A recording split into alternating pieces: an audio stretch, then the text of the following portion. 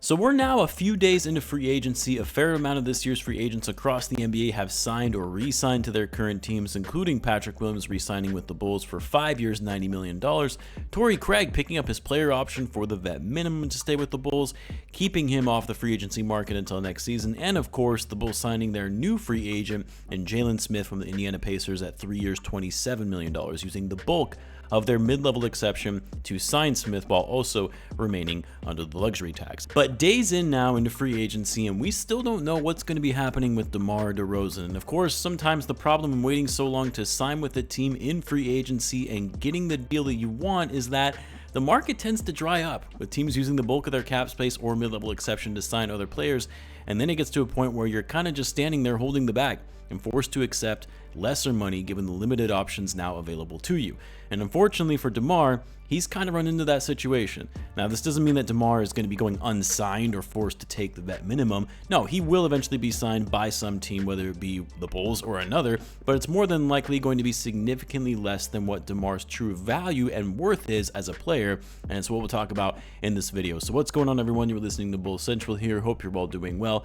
Now, I think at this point, most Bulls fans have more or less accepted the fact that DeMar has played his last game with the Bulls and will not be coming back next season. I would give it maybe less than 5% chance that he's still with the team on opening night, and I'll talk about what that very unlikely scenario could look like. But in short, we know that DeMar's tenure in Chicago has come to an end. And of course, we'll have a tribute video of some kind whenever DeMar does in fact depart and all the great things that he's done for the Bulls. But for now, in this video, we're just going to be looking ahead and why this has now become a very tricky situation and tough spot that DeMar has found himself in heading into the 4th of July, with cap space drying up for most teams around the league. Now, in order to understand why DeMar is essentially being squeezed out of free agency, despite still being a top-level player, a player who can impact winning and contribute on nearly any team that he's put on.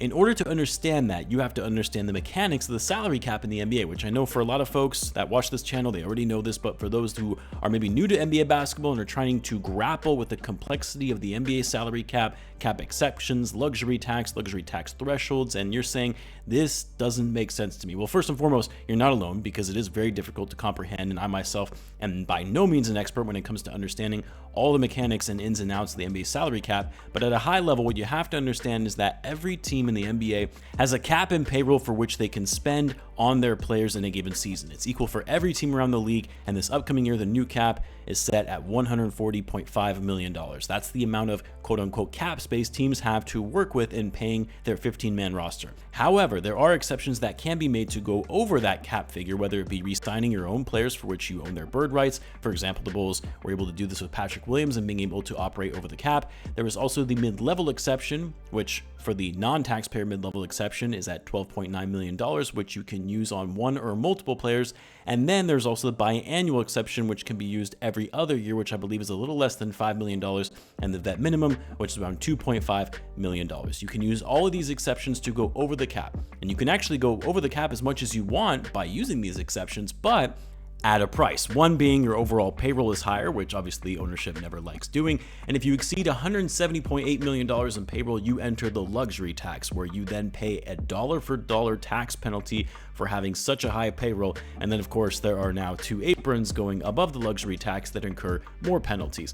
But you don't have to worry about those because, as we've said so many times before on this channel, the Bulls don't pay the luxury tax. They've paid it once in nearly 40 years. They will do everything in their power to duck the tax as much as they possibly can. So if you're a Bulls fan, you don't have to worry about the tax and the aprons and the penalties associated with going over those lines. But long-winded overview of the cap is to say that when it comes to free agents, you're not able to sign free agents that are not your own free agents, players coming from other teams, unless you have cap space to do so or you use those exceptions to sign them. Like I mentioned, Jalen Smith, the Bulls are already an over the cap team. The only way they were able to sign him is by using the mid-level exception.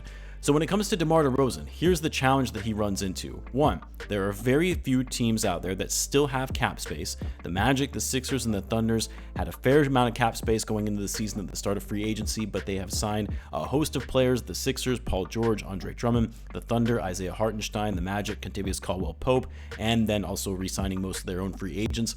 The teams that now have the cap space left to actually give DeMar a sizable contract, one that is up to par with his production and what he wants, are teams teams like the Pistons and the Utah Jazz. And even for those teams, they're starting to actually use a fair amount of their once available space. And for DeMar, he's not going to be interested in joining one of those two teams.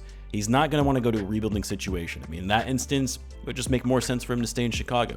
And so that leaves DeMar with two options. Either he signs with an over-the-cap team for the mid-level exception, which isn't many teams at this point, or, and probably the most likely scenario, they do a sign-and trade where the Bulls can sign him to a deal that he wants and then trade him to that team that will be taking on his new contract, so that it allows the team that is acquiring him, a team that is over the cap, to get DeMar and use his salary to be able to operate over the cap.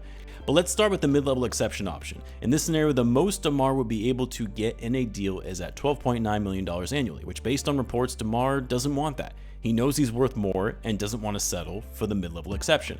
But given the fact that most of the high-paying teams that DeMar will be interested in playing for at this stage in his career, they can't pay him more than that, it might be something he'll ultimately have to settle for.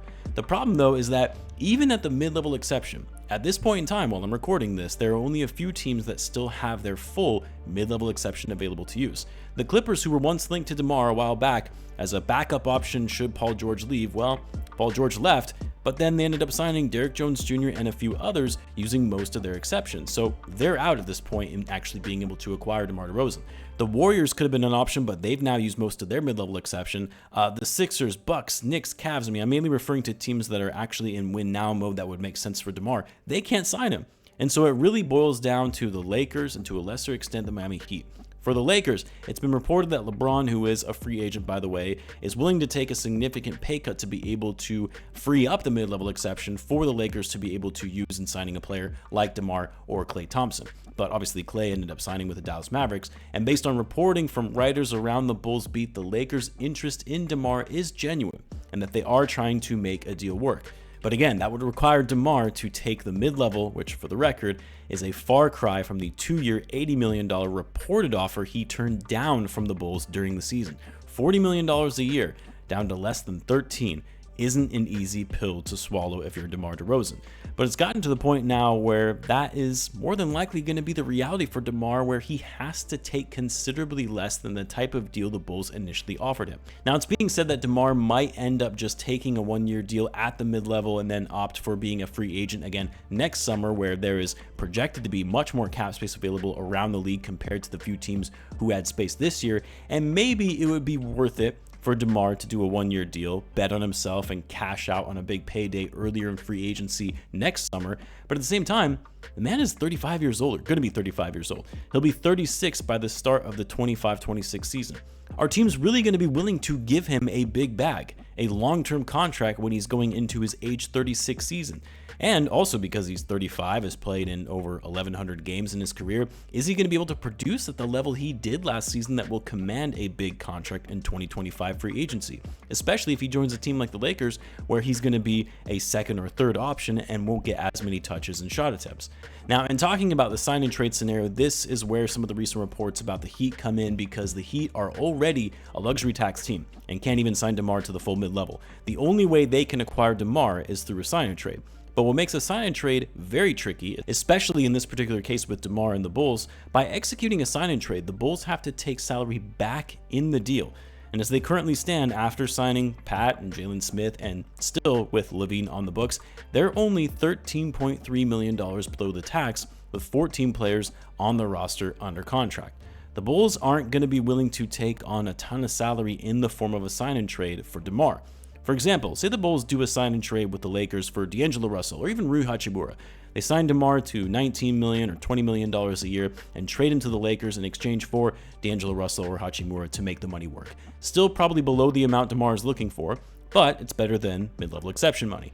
But by the Bulls taking on D'Lo's contract, that puts them over the luxury tax, which we know is not going to happen. The Bulls would either, one, need to offload more salary on their side to get them below the tax, maybe try and offload Javon Carter's contract in a deal, or they would have to find a third team to help facilitate the deal that would take on an unwanted contract so the Bulls don't have to take salary back in the trade and it keeps them below the tax.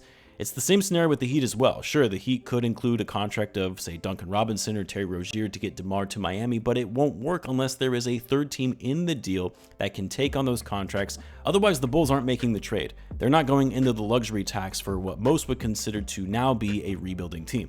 And so making a sign and trade like this work is difficult because you have to get all parties to agree between the multiple teams involved, as well as DeMar and his agent, as they have a say on which team they sign with.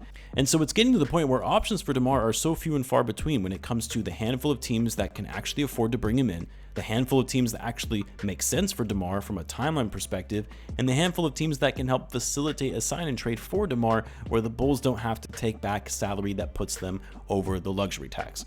Of course, this wouldn't be as much of an issue if the Bulls were able to find a way to offload LaVine's deal, as that would put them well below the tax and would make a sign and trade much more doable, since the Bulls could take back more salary in the form of a trade.